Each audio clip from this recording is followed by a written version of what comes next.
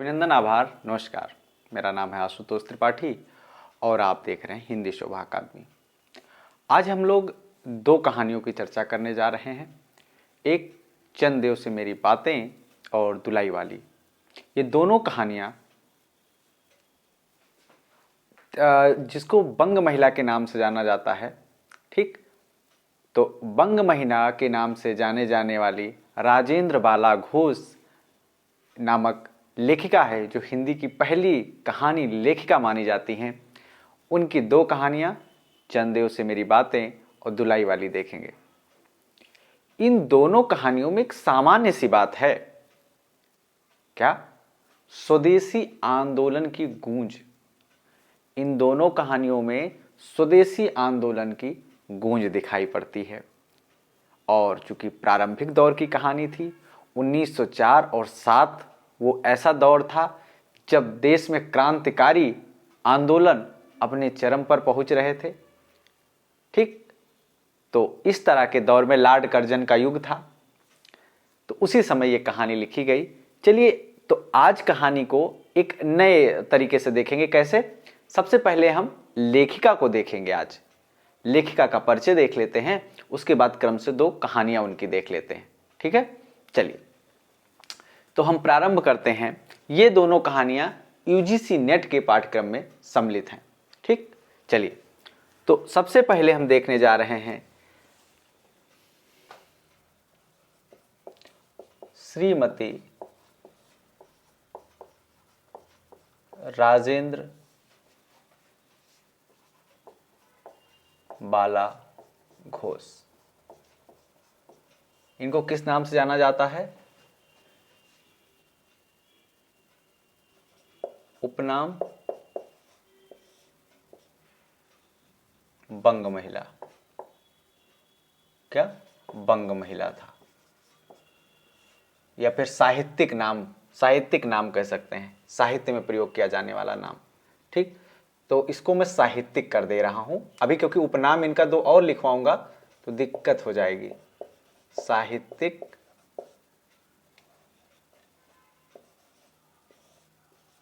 नाम, तो साहित्यिक नाम इनका बंग महिला था, ठीक। हम बात कर रहे हैं राजेंद्र बाला घोष की, ठीक है। इनका जन्म, अब सबसे पहले देखेंगे जन्म कब हुआ? 1882 में, ठीक। और जन्मस्थान, देखो जन्मस्थान इनका कलकत्ता मत समझ लेना कि घोष हैं, या तो जन्म स्थान इनका बनारस में है। इनके पूर्वज जो है बंगाल से थे, तो इनका जन्म स्थान हो गया बनारस, ठीक है। बंग महिला, हिंदी साहित्य में इनका बंग महिला के नाम से लिखती थी, ठीक है ना। अब लेखिका के पिता का क्या नाम था? ठीक, तो पिता का नाम था राम प्रसन्न घोष। क्या था? राम प्रसन्न घोष।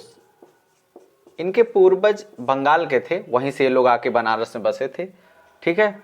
और इनकी माता का नाम था नीरद वासनी घोष, ठीक।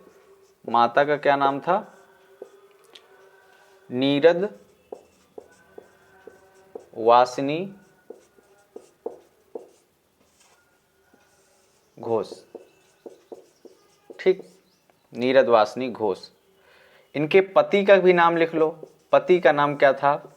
पति का नाम था पूर्णचंद्र देव। पूर्णचंद्र देव, ठीक। पूर्णचंद्र देव।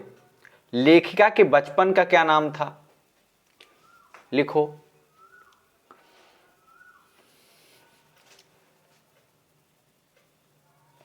लिखते जाना क्रम में, 1 2 3 4 5 6।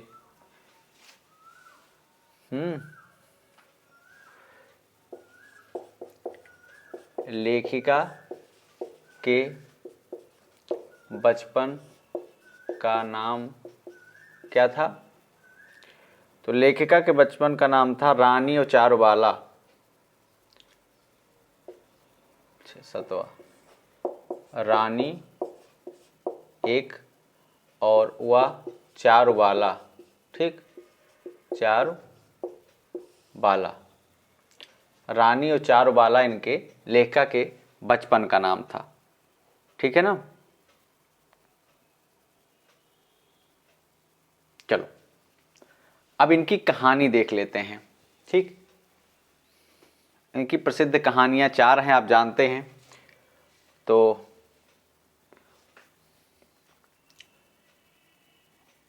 ये हो गए इनका परिचय, लिख लो कहानियां, ठीक। कहानियों में पहली चंद्रदेव से मेरी बात 4, चंद्रदेव से मेरी बातें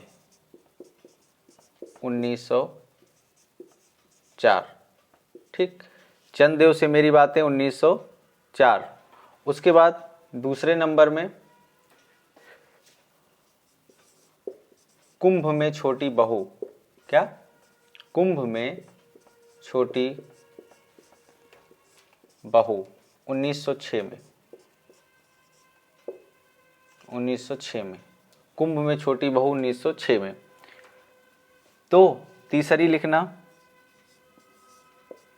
तीसरी इनकी यही है, दुलाई वाली 1907 में, दुलाई वाली 1907 में, ठीक। और उसके बाद इनकी एक है दालिया, ठीक, दालिया, दालिया 1908 में। ये लिखिए, ये इनकी कहानियां हो गई।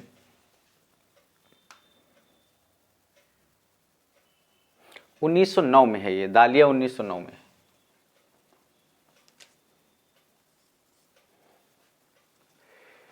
लेखिका का मूल नाम क्या था, श्रीमती राजेंद्र बाला घोष। लेखिका साहित्यिक नाम क्या था, किस नाम से लिखती थी, बंग महिला के नाम से। जन्म 1882 में हुआ, जन्म स्थान बनारस था। पिता राम प्रसन्न घोष, माता नीरद वासनी घोष, पति पूर्णचंद्र देव। लेखिका के बचपन का नाम रानी व चारुबाला था, ठीक है। लेखिका ने कहानी कौन कौन सी लिखी, तो लेखिका ने कहानी लिखी दुलाई वाली, और चंद्रदेव से मेरी बातें 1904, कुंभ में छोटी बहू 1906, दुलाई वाली 1907, दालिया 1909। ये इनकी कहानियां हैं, ठीक। अब हम इनकी 2 कहानियां देखने जा रहे हैं। पहली चंद्रदेव से मेरी बातें, और दूसरे नंबर पे हम इनमें से देखने जा रहे हैं, यानी पहली और तीसरी दुलाई वाली,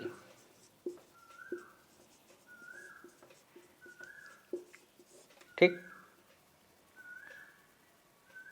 दुलाई वाली। चलिए ये लिख लिए होंगे। चलिए हम देखते हैं अब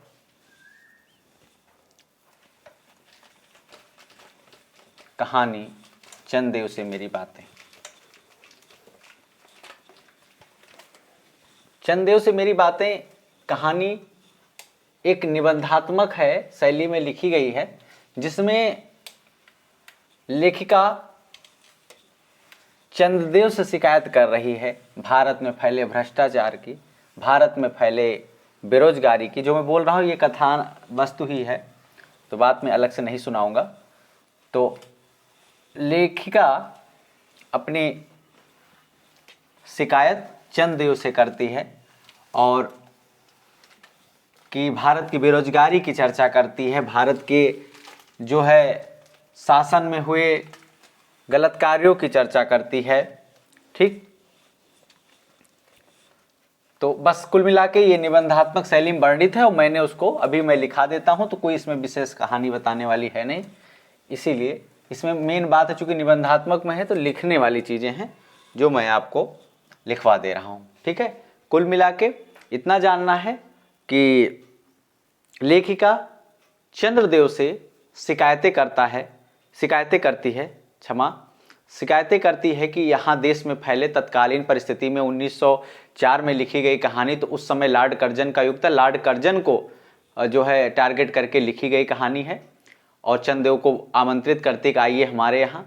ठीक है, और प्रमोशन के बारे में, जो अंग्रेजों द्वारा भारतीयों के काले गोरे का भेद है, बेरोजगारी की समस्या है, ऐसे सभी मुद्दों की शिकायत बार बार चंद्रदेव से करती है, न्याय की मांग करती है। यही कहानी का कथा वस्तु है। तो चलिए हम देखते हैं पहली कहानी, चंद्रदेव से मेरी बातें।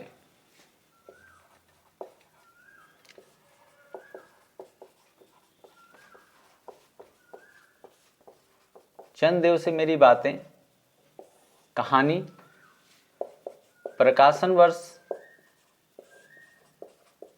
1904। लेखिका, अभी परिचय लिखे ही, लेकिन ऐसे औपचारिकता के लिए लिख ले रहे हैं। लेखिका बंग महिला। ठीक, बंग महिला। और एक बात, प्रकाशन वर्ष 1904 में सरस्वती पत्रिका में हुआ। ठीक, सरस्वती पत्रिका में छपी। ये याद रखना, सरस्वती पत्रिका मोस्ट है। ठीक, क्योंकि कभी भी पूछ सकता है। जैसे कानो कंगना कई बार पूछ चुका है कि वो किस पत्रिका में छपी, इंदू में, है ना, इसी तरह। तो प्रकाशन वर्ष 1904 में सरस्वती पत्रिका में छपी। लेखिका बंग महिला है। शैली कैसी है कहानी की? तो शैली है पत्रात्मक शैली व उपालंभ का प्रयोग। ठीक, पत्रात्मक शैली व उपालंभ का प्रयोग। ठीक, यानी इस कहानी में पत्रात्मक शैली का उपयोग किया गया है, और उपालंभ मतलब शिकायत, ताने देना। ठीक, तो शिकायत के रूप में यह कहानी लिखी गई है। अब हम देखेंगे कहानी के संबंध में विद्वानों के मत क्या हैं। एक बात याद रखना कि बंग महिला जो है, इसके आगे लिख लेना कि हिंदी की प्रथम महिला कहानीकार। ठीक, हिंदी की प्रथम महिला कहानीकार।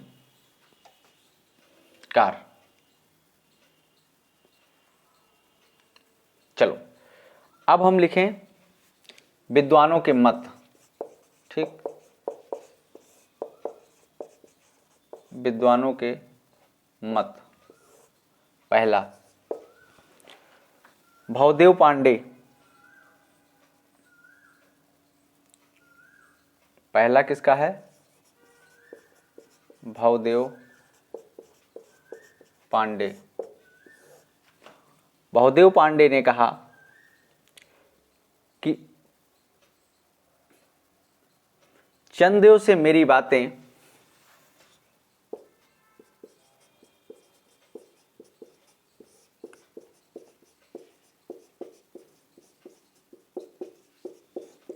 चंद्रदेव से मेरी बातें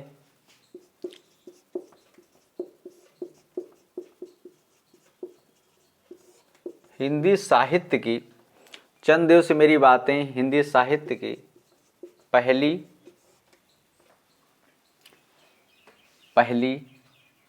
कहानी थी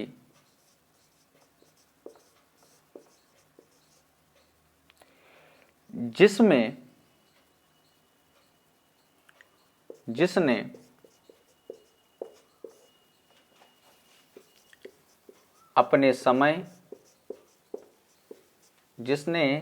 अपने समय की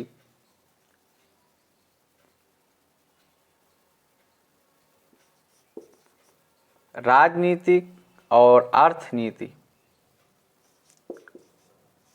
राजनीति और अर्थनीति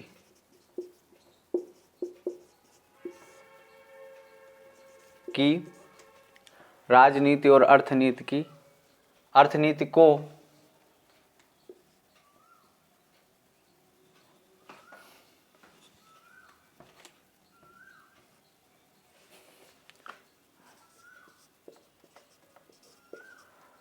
केंद्रीय विषय बनाकर, को केंद्रीय विषय या केंद्रीय कथ्य, चूंकि इनके शब्दों में लिख रहे हैं तो लिखना केंद्रीय कथ्य बनाया। ठीक, यानी क्या किया, इन्होंने पहली राजनीति अर्थनीति कहानी मानी। इन्होंने क्या माना, पहली राजनीति व आर्थिक कहानी माना। ब्रैकेट में लिखना, पहली राजनीति व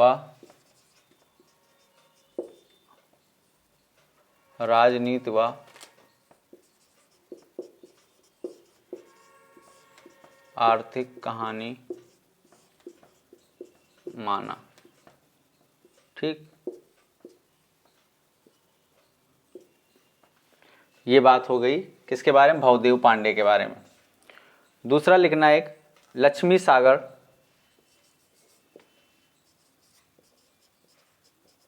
लक्ष्मी सागर, लक्ष्मी सागर वारसड़े। ठीक, वारसड़े ने क्या कहा, इन्होंने इस कहानी को निबंध माना है। ठीक, लक्ष्मी सागर वारसड़े ने क्या किया है, इन्होंने इस कहानी को निबंध कहा है। इन्होंने इस कहानी को निबंध, इन्होंने इस कहानी को निबंध कहा है। तो एक बात ये कि भवदेव पांडे ने पहली राजनीतिक व आर्थिक कहानी माना है। दूसरा, लक्ष्मी सागर वारसड़े ने इस कहानी को निबंध कहा है। क्या कहा है, निबंध कहा है। ठीक है ना, चलिए इसको लिखिए, फिर हम आगे कुछ तथ्य लिखते हैं।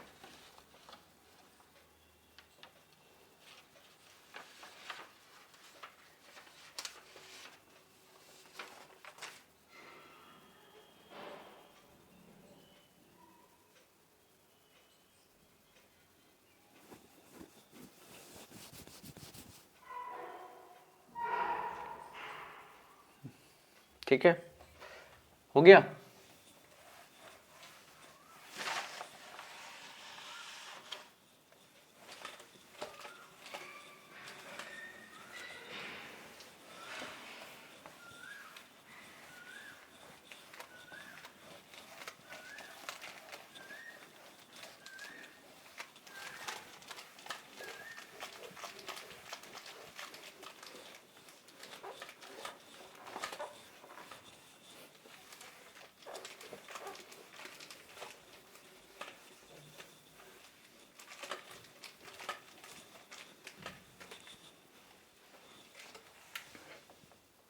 चलो,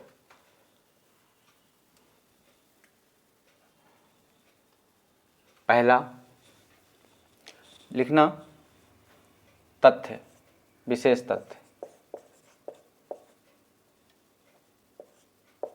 विशेष तथ्य। पहला, स्वदेशी आंदोलन की गूंज, स्वदेशी आंदोलन की गूंज। गूंज का मतलब चर्चा है, और क्या, गूंज का मतलब और कुछ नहीं, स्वदेशी आंदोलन की गूंज। दूसरा, उप यह एक उपालंभात्मक ललित निबंध है। यह एक उपालंभात्मक ललित निबंध है। ठीक, यह एक उपालंभात्मक ललित निबंध है। तीसरा, पत्रात्मक शैली में लिखा गया है। पत्रात्मक शैली में लिखा गया है। ठीक। चौथा, लिखी गई है, कहानी है ना, लिखी गई है। ठीक। अगला, लेखिका द्वारा चंदेव से एकात्मक संवाद है। लेखिका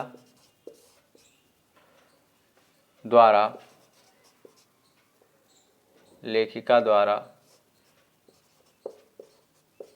चंद्रदेव से एकात्मक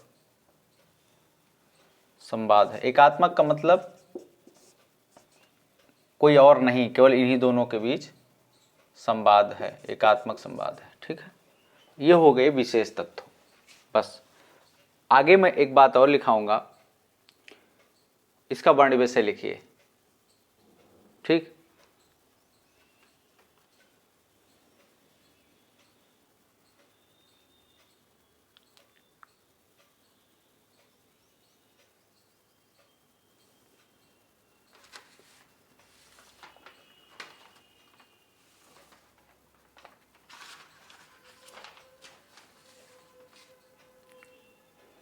लिखिए।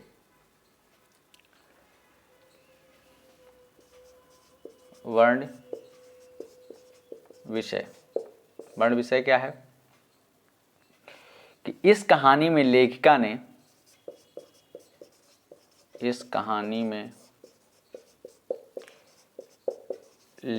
ने भगवान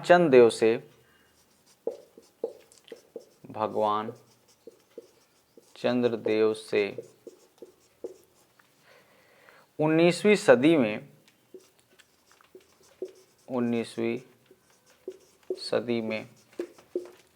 राजनीतिक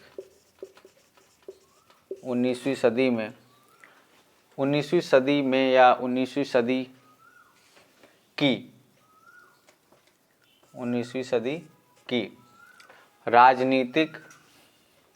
राजनीतिक हो गया, आर्थिक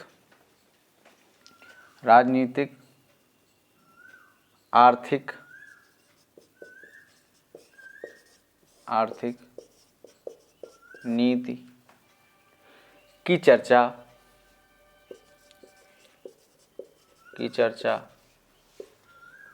बेरोजगारी की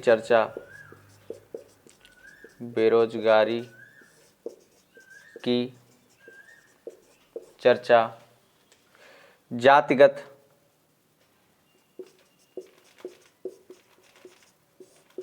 पक्षपात की चर्चा,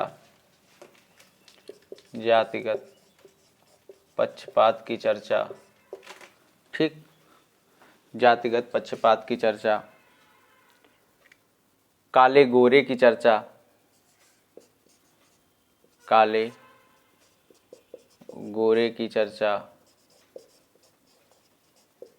गोरे की चर्चा की गई है। काले गोरे की चर्चा, काले गोरे इत्यादि की चर्चा की गई है। ठीक, इत्यादि की चर्चा की गई है। ठीक है ना।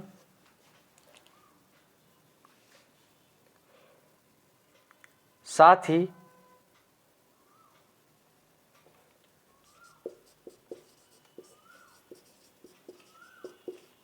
शिक्षा व्यवस्था की भी चर्चा की, साथ ही शिक्षा व्यवस्था की चर्चा भी की गई है। बस, ठीक। साथ ही शिक्षा व्यवस्था की भी चर्चा की गई है। ठीक है ना। अब इतना लिखिए, मैं पात्र लिखा देता हूं।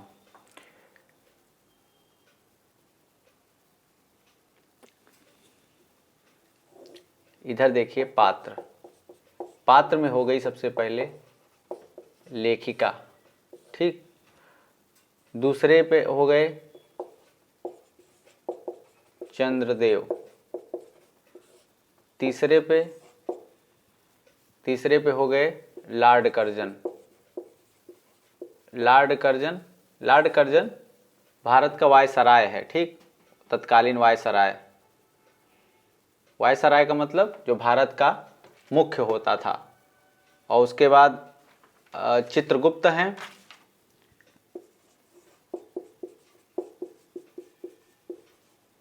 और 5वें नंबर पे चित्रगुप्त के बाद धन्वंतरि हैं, ठीक, धन्वंतरि हैं। और ये देवताओं के फैमिली डॉक्टर हैं धन्वंतरि, चित्रगुप्त को जानते हैं, चीफ जस्टिस हैं देवताओं के। और 6वें नंबर पे कार्तिकेय हैं। कार्तिकेय कौन है? देवताओं के सेनापति। तो ये याद रखना। इनको 3 को अलग मैं लिखाता हूँ उसके साथ, रुको, ऐसे नहीं, ये 3 लिख लीजिए, उसके बाद 3 को मैं इनके सामने लिखवा देता हूँ। जैसे 4थे नंबर पे चित्रगुप्त, चित्रगुप्त के आगे लिखना देवताओं के चीफ जस्टिस, ठीक। चौथा 5वें नंबर पे धन्वंतरि, ठीक, धन्वंतरि। और धन्वंतरि का क्या है? धन्वंतरि ये देवताओं के फैमिली डॉक्टर हैं, देवताओं के फैमिली डॉक्टर।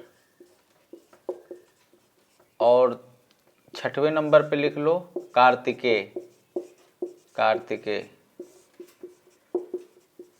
देवताओं के सेनापति, ठीक। कौन है? देवताओं के सेनापति।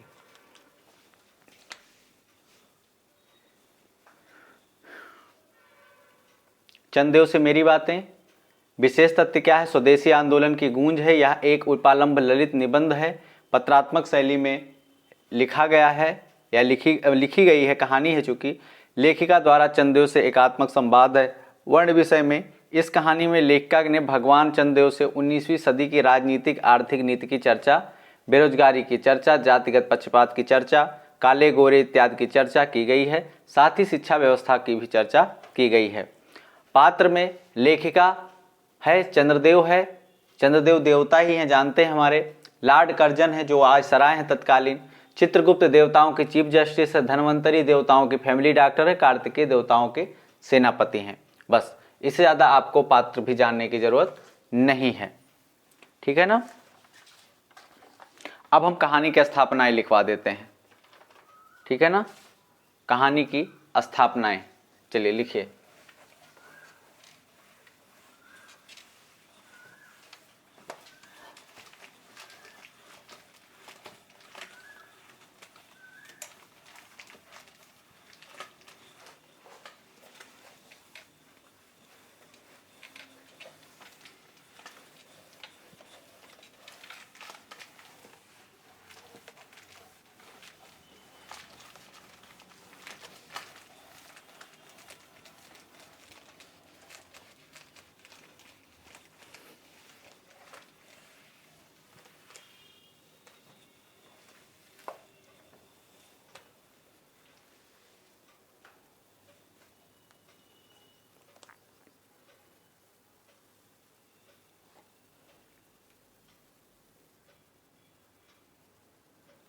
चलो लिखो कहानी की स्थापनाएं।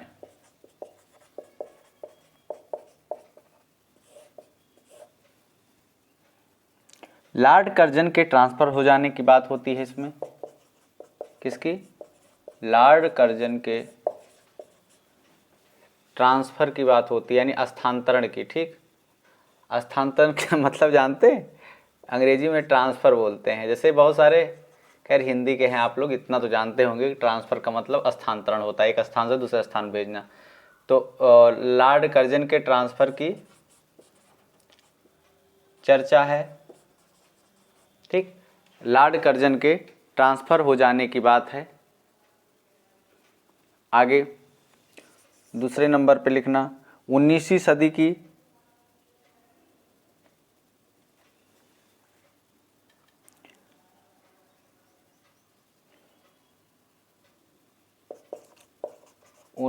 सदी की राजनीतिक व आर्थिक नीति की चर्चा है। ठीक, 19वीं सदी के राजनीति और आर्थिक नीति की चर्चा है।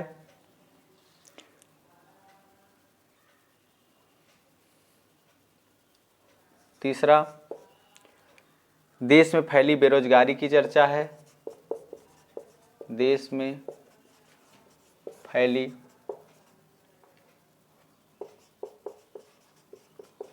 बेरोजगारी की चर्चा है। चौथा,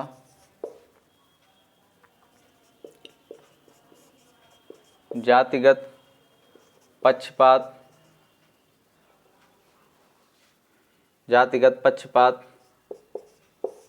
तथा काले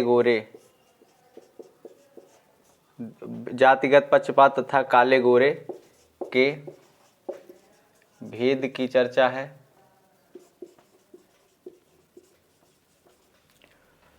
पांचवा, समाज में तत्कालीन नारी स्थिति की चर्चा है। समाज में तत्कालीन नारी स्थिति की चर्चा है। छठवां, वृद्ध पीढ़ी द्वारा नवयुवकों के शोषण की चर्चा है। वृद्ध पीढ़ी द्वारा नवयुवकों के शोषण की चर्चा है। ये सुपर मोस्ट है, याद रखना, स्थापना है, STM में लगाना, सुपर डुपर मोस्ट में। ठीक, छठवां सातवां, अवसर की असमानता की चर्चा है। अवसर के असमानता की चर्चा है। ठीक, अवसर के असमानता की चर्चा है। आठवां, महामारी फ्लैग का उल्लेख है। महामारी फ्लैग का उल्लेख है। ठीक, महामारी फ्लैग का उल्लेख है।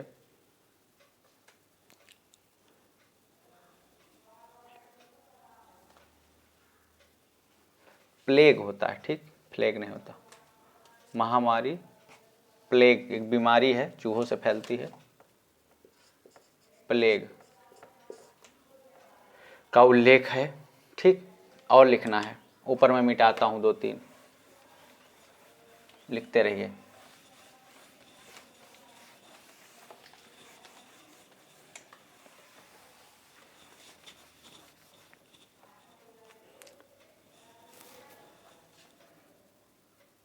सिफारिश व प्रमोशन पर व्यंग है।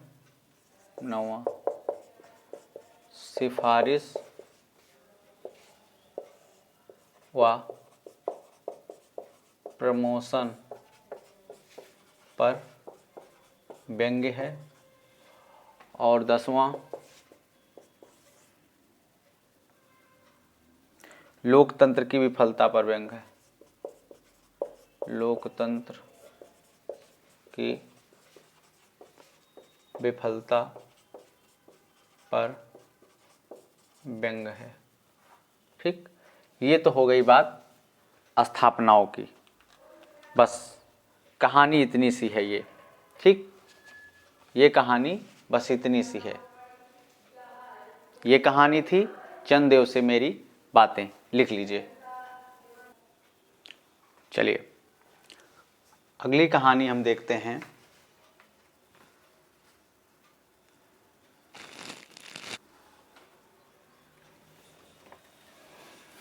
धुलाई वाली।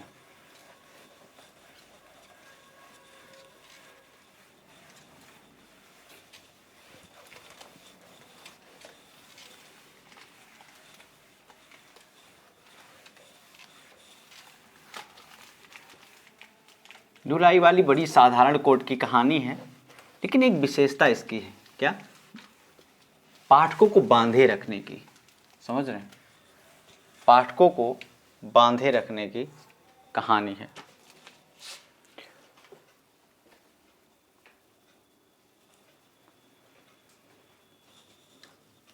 चलिए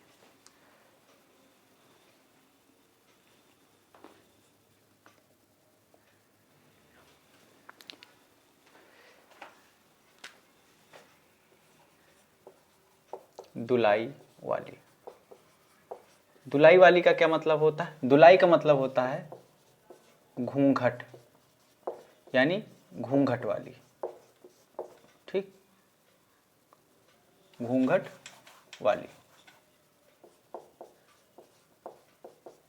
घूंघट वाली, धुलाई वाली। धुलाई वाली का मतलब होता है घूंघट वाली। ये कहानी नवल किशोर और बंसीधर की है। बंसीधर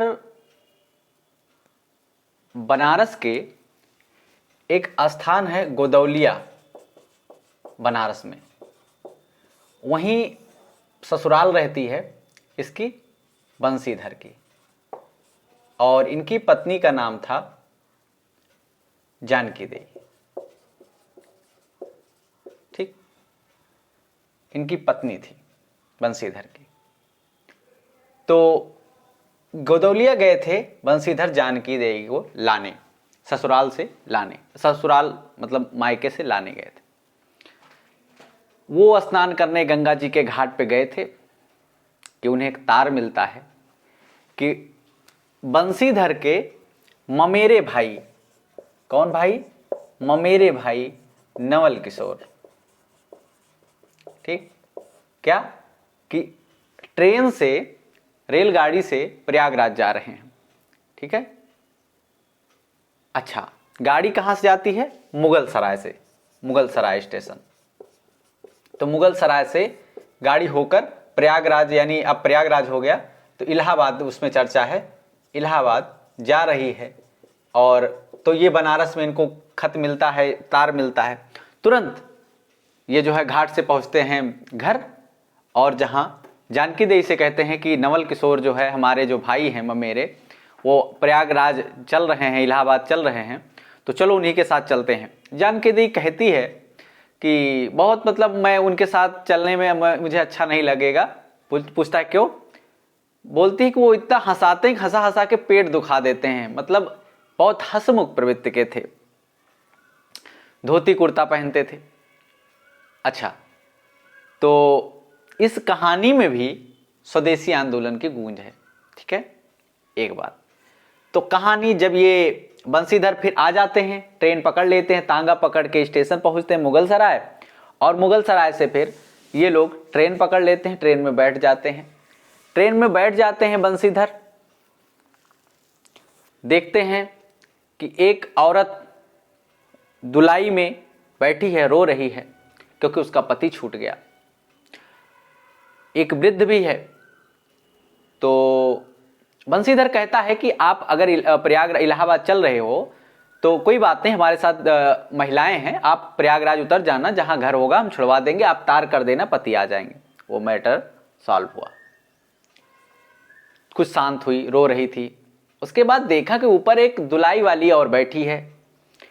वो उसमें से घूंघट से एक आंख निकाल के देख रही है इधर उधर। बंसीधर को उसके चरित्र पर शक होता है, लेकिन कुछ बोलता नहीं है।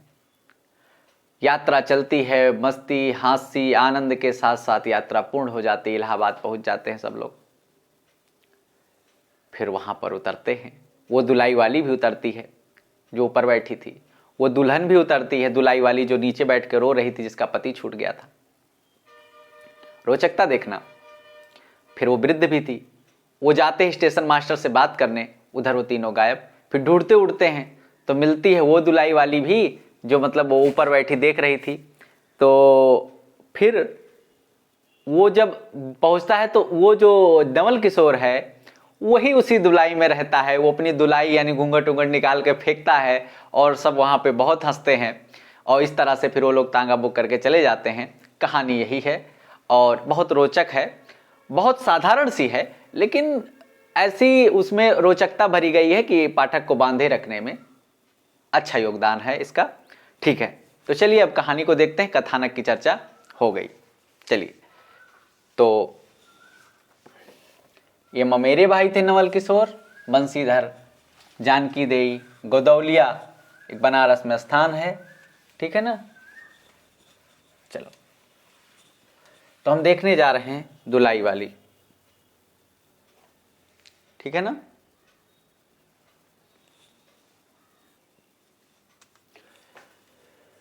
प्रकाशन वर्ष 1907, सरस्वती पत्रिका में, सरस्वती पत्रिका में छपी। ठीक, लेखिका लिखने की जरूरत है, चलो लिखते हैं। लेखिका बंग महिला। ठीक, लेखिका बंग महिला। कहानी का रूप, कहानी का रूप तो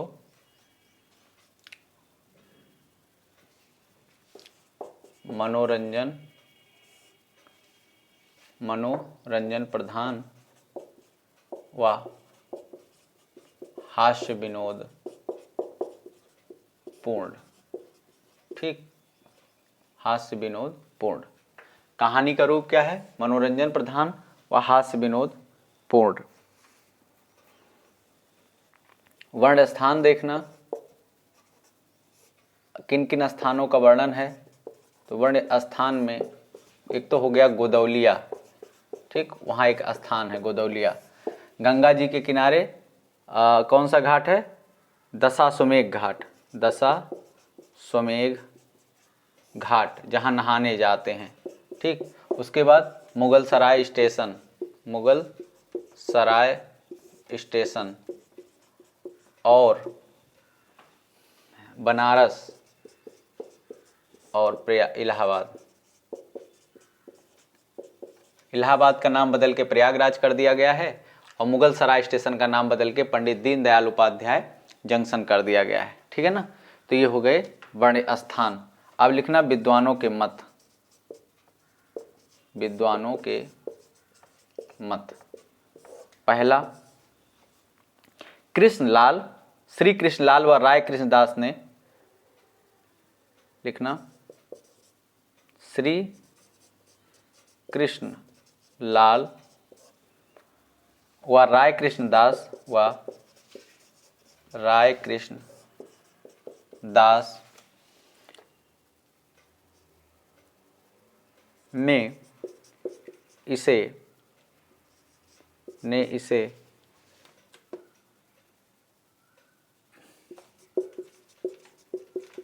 पाश्चात्य दृष्टि, किस दृष्टि? पाश्चात्य दृष्टि की पहली मौलिक कहानी माना। ध्यान देना, श्री कृष्णलाल और राय कृष्णदास ने इसे पाश्चात्य दृष्टि की पहली मौलिक कहानी माना है? किसे माना है? तो राय कृष्ण दास ने और पाश्चात्य दृष्टि से। ठीक, चलो आगे देखते हैं। हो गया, चलो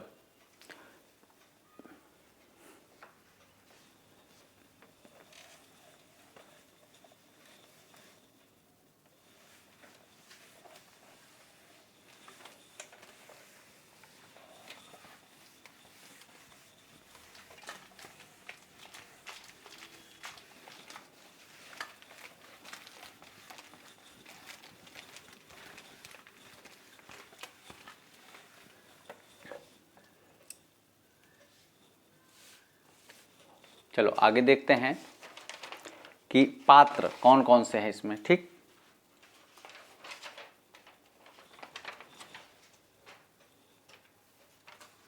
पात्र में पहला बंशीधर, कहानी का प्रमुख पात्र जो इलाहाबाद का निवासी है। कहानी का मुख्य पात्र, ठीक, इलाहाबाद का निवासी। तीसरी बात,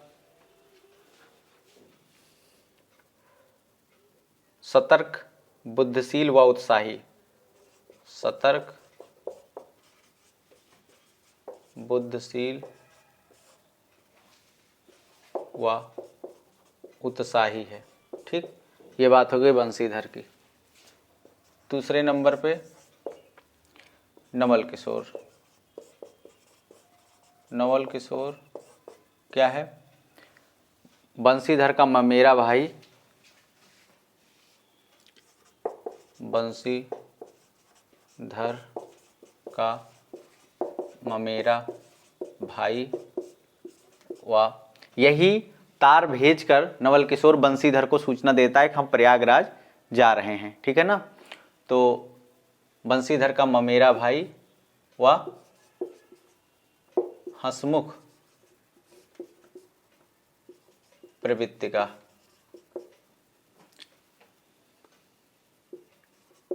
हंसमुख प्रवृत्ति का पात्र। तीसरा, जानकी देई। ठीक, जानकी देई बंशीधर की पत्नी तथा गृहस्थ महिला। बंशीधर की पत्नी व गृहस्थ महिला। वास्तव में नवल किशोर हंसमुख प्रवृत्ति का पात्र व दुलाई ओढ़ने वाला लिख लेना। ठीक, इसमें जो दुलाई वाला कौन है? नवल किशोर है, याद रखना ये। नवल किशोर, दुलाई वाला कौन है? नवल किशोर है। चलो, जानकी देई बंशीधर की पत्नी व गृहस्थ महिला। अगला चौथा, सीता। सीता जब वहां पहुंचता है अपने ससुराल, बंशीधर नहा के जब उसे तार मिला रहता है, तो सीता उसमें एक पात्र आती है। तो सीता जानकी देई की बहन, जानकी देई की बहन व आयु 10 वर्ष। आयु कितनी है? मात्र 10 वर्ष की है। ठीक,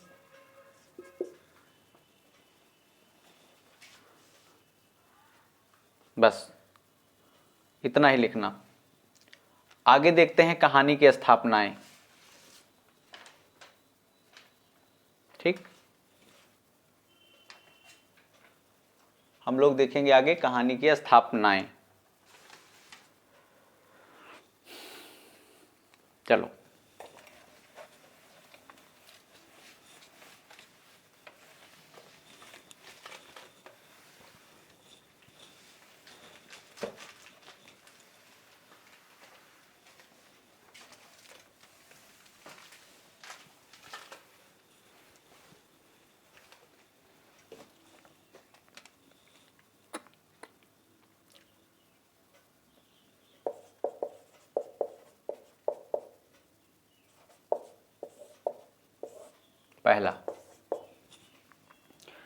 यह मनोरंजन प्रधान कहानी है, यह मनोरंजन प्रधान कहानी है।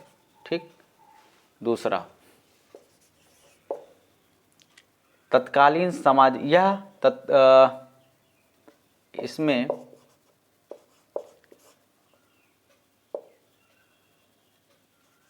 तत्कालीन समाज परिस्थिति घटना, समाज परिस्थिति घटना तथा, इसमें तत्कालीन समाज परिस्थिति घटना तथा मानसिकता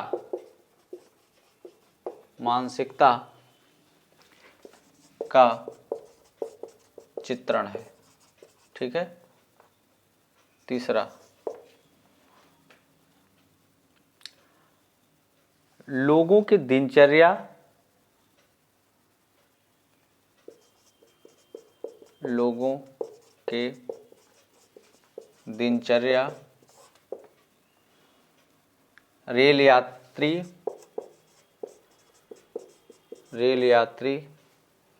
व लोगों के दिनचर्या, रेल यात्री व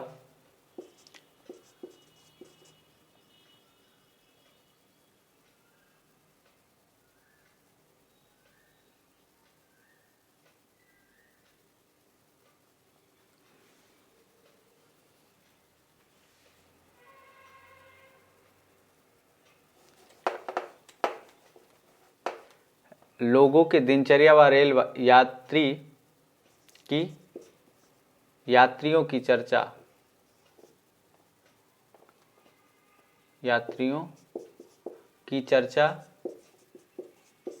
तथा रेलवे स्टेशन का परिदृश्य, रेलवे स्टेशन का परिदृश्य। ठीक।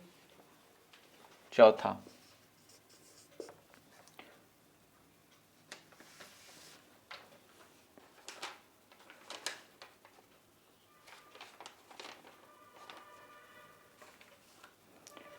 आसपास के जीवन का सजीव चित्रण, आसपास के जीवन का सजीव चित्रण। अगला, स्त्री पुरुष की सोच व मानसिकता का जिक्र, स्त्री पुरुष की सोच एवं मानसिकता का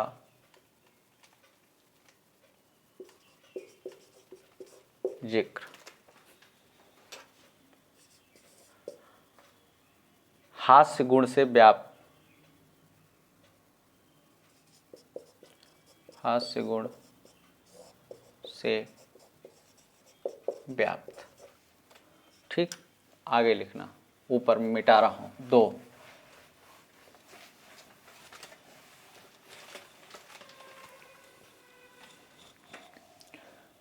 लिखना,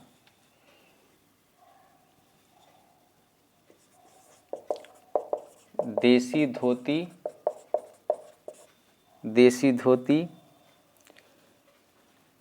व बिलायती धोती के मध्य में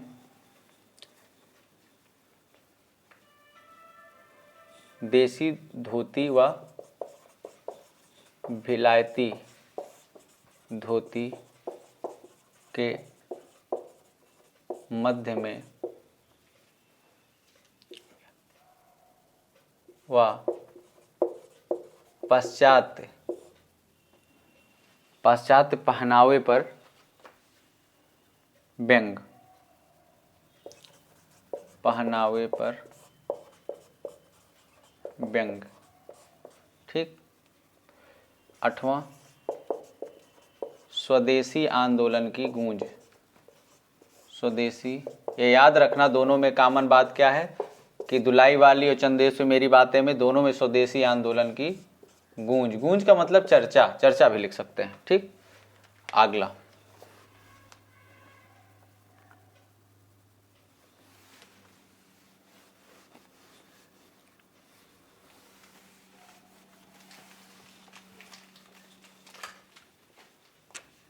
नौवां,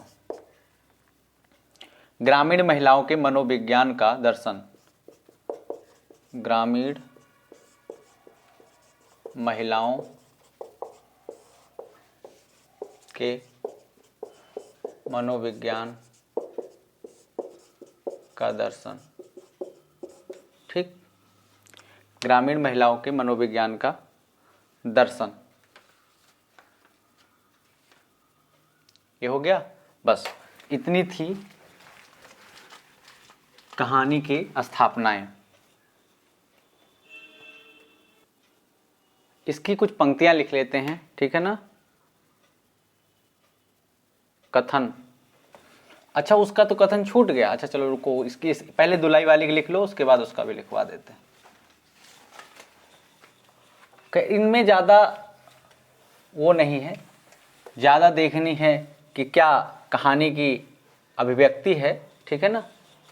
इन कहानियों में, दोनों में कहानी की अभिव्यक्ति ज़्यादा महत्वपूर्ण है, पंक्तियां नहीं महत्वपूर्ण है उतना।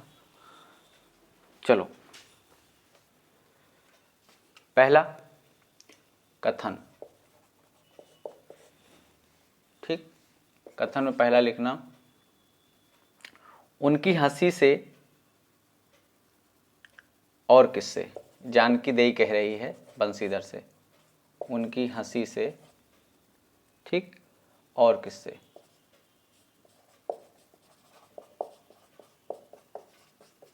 और किससे, उनकी हंसी से और किससे। हंसी ठट्ठा भी राह में अच्छी लगती है। हंसी ठट्ठा, हंसी ठट्ठा भी रास्ते में अच्छी लगती है।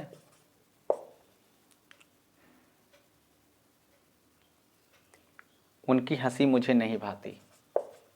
उनकी हंसी किसकी, नवल किशोर की हंसी जानकी देई को नहीं भाती। उनकी हंसी मुझे नहीं भाती, एक ही बात हो गई। ठीक, दूसरा लिखना, अरे तुम क्या जानो। अरे तुम क्या जानो।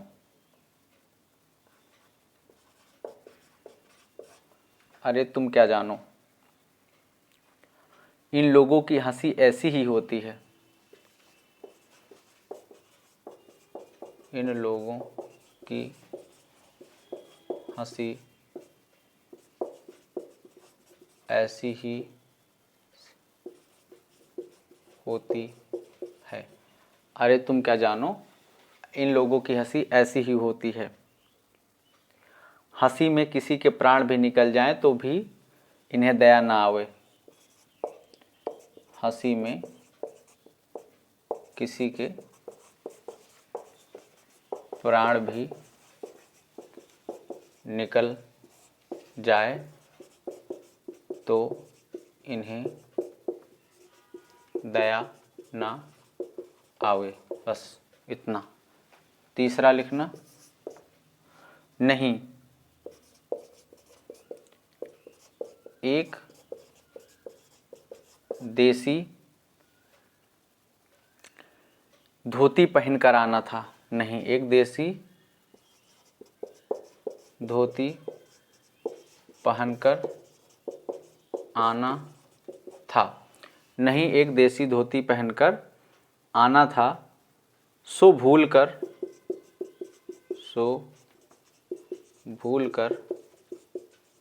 बिलायती धोती, सो भूल कर बिलायती धोती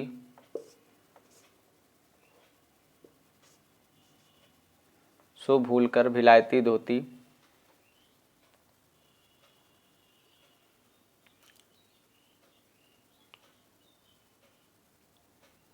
ही पहनाए। ही पहन आए। ठीक है ना। नवल कट्टर स्वदेशी हुए हैं ना, नवल कट्टर स्वदेशी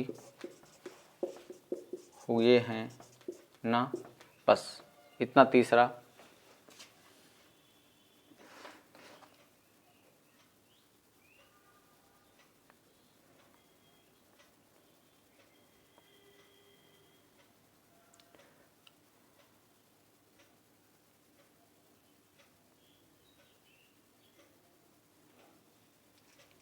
ये वो जो स्थान लिखा है ना, वहां पे मिर्जापुर भी बढ़ा लेना, वर्ण स्थान में मिर्जापुर भी बढ़ा लेना दुलाई वाली में, बस। एक मिर्जापुर की भी चर्चा होती है।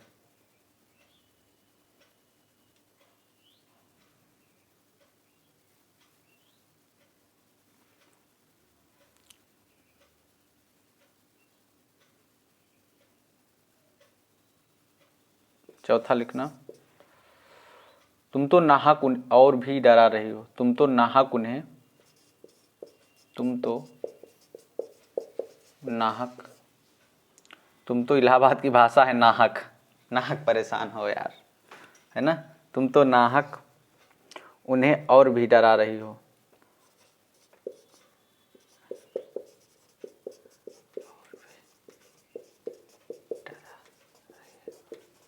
नाहक। अमे यार भी बोलते हैं इलाहाबाद में। अमे यार परेशान ना करो, तुम तो नाहक उन्हें और भी डरा रही हो। ठीक, बस इसमें कुछ और नहीं लिखना। हाँ, उसमें देख लेते हैं। इसके बाद लिखो कहानी, क्या नाम उसका, चंदियों से मेरी बातें, उसका लिख लेते हैं। ठीक,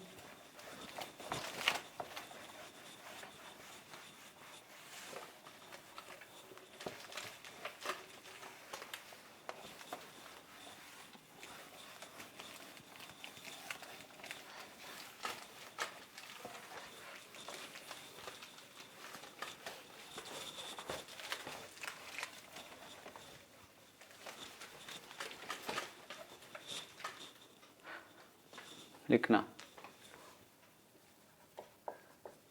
चंद्रदेव से मेरी बातें। ठीक, कथन,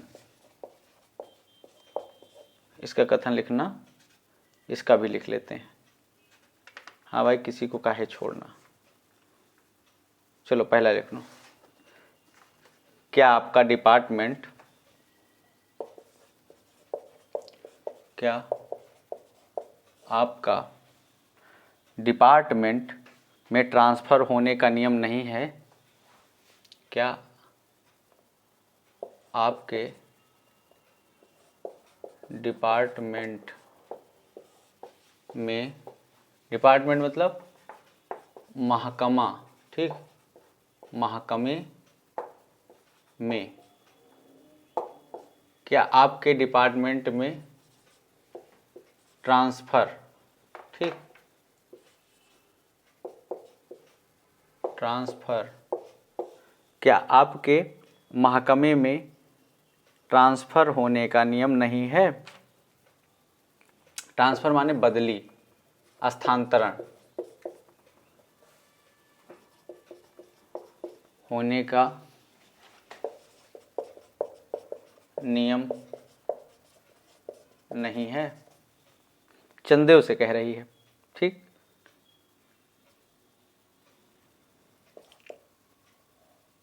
ठीक, क्या आपकी गवर्नमेंट पेंशन भी नहीं देती, क्या आपकी गवर्नमेंट पेंशन भी नहीं देती, बस एक ये हो गया।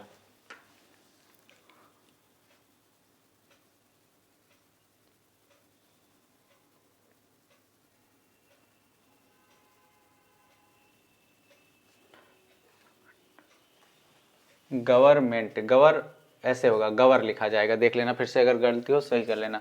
गवर्नमेंट, ठीक। दूसरा देखना, देवता भी अपनी जात के कैसे पक्षपाती होते हैं। देवता भी अपनी जाति के कैसे पक्षपाती होते हैं। देवता भी अपनी जाति के कैसे पक्षपाती होते हैं। देवता भी अपनी जाति के कैसे पक्षपाती होते हैं। देखो ना, देखो ना, देवता भी अपनी जात के कैसे पक्षपाती होते हैं, देखो ना। चंद्रदेव को अमृत देकर उन्होंने अमर कर दिया। देखो ना, चंद्रदेव को अमृत देकर उन्होंने अमर कर दिया। तब यदि मनुष्य होकर अंग्रेज अपने जाति वालों का पक्षपात करे तो आश्चर्य की बात क्या है। ठीक, तो चंद्रदेव को अमृत देकर उन्होंने अमर कर दिया। चंद्रदेव को अमृत देकर उन्होंने अमर कर दिया, अमर कर दिया। चंद्रदेव को अमृत देकर उन्होंने अमर कर दिया। तब यदि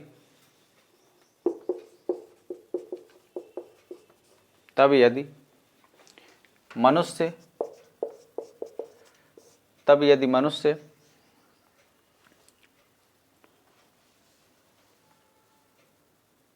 होकर अंग्रेज अपने जाति वालों का पक्षपात करें, तब यदि मनुष्य होकर अंग्रेज अपनी जाति वालों का पक्षपात करें,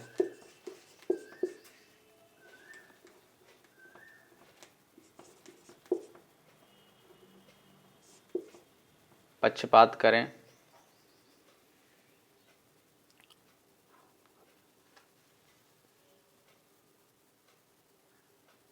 तो आश्चर्य ही क्या है। तो आश्चर्य ही क्या है। एक ये हो गया। अगला लिखना, आप अधम भारतवासियों के भांति कृष्णांग तो है ही नहीं। आप अधम भारतवासियों के भांति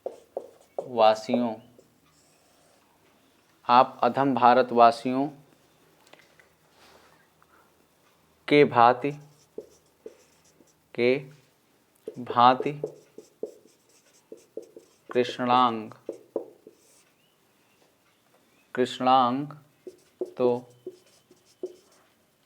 हैं ही नहीं।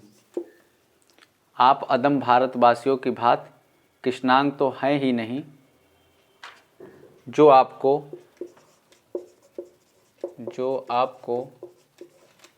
आप अधम भारतवासियों के भांति कृष्णांग तो है नहीं, जो आपको अच्छी नौकरी देने में, जो आपको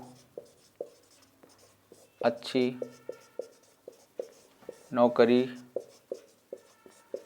देने में, जो आपको अच्छी नौकरी देने में उनकी गौरांग जाति कुपित हो उठेगी। देने में उनकी गौरांग जाति कुपित हो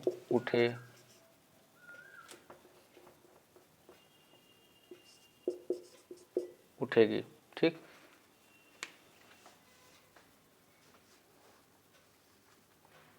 एक ये हो गया। अगला लिखना,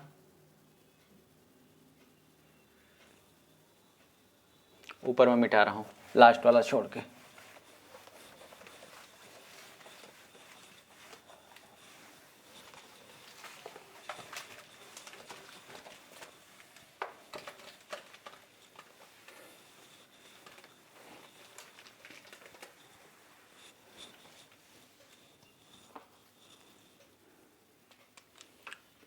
तीसरा चौथा लिखना। आपके वंशधारों में जो 2-4 महाराजा नाम मात्र के हैं, आपके वंशधारों में जो 2-4 महाराजा नाम मात्र के हैं,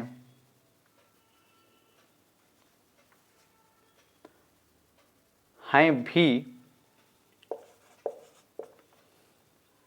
वे काठ के पुतलों की भांति हैं। वे काठ के पुतलों की भांति हैं। ठीक। अगला 5वां, यहाँ के इंडियन पीनल कोड की धाराओं को देखकर, यहाँ के इंडियन पीनल कोड की धाराओं को देखकर, यहाँ के इंडियन पीनल कोड की धाराओं को देखकर चित्रगुप्त जी महाराज अपने यहाँ की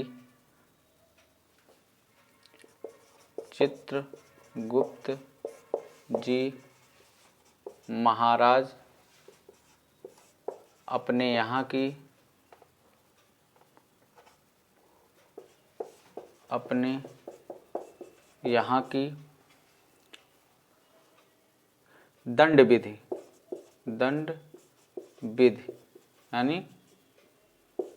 यानी कानून। ठीक। दंड विधि यानी कानून को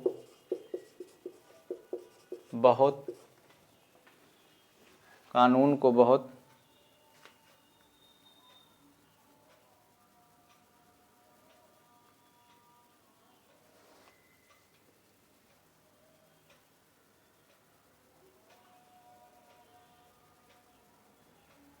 कुछ सुधार सकते हैं।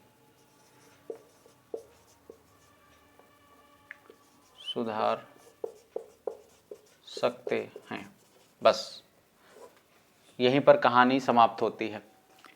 आज हम लोगों ने देखी 2 कहानियाँ, चंदेव से मेरी बातें और धुलाई वाली। ठीक है। यूजीसी नेट में लगी ये दोनों कहानियाँ बहुत महत्वपूर्ण हैं। ठीक है।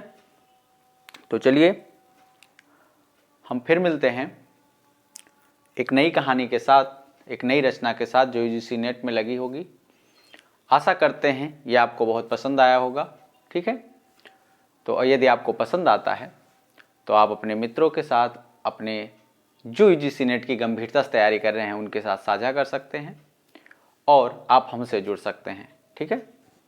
धन्यवाद, नमस्कार और आप सबका मंगल हो, कल्याण हो।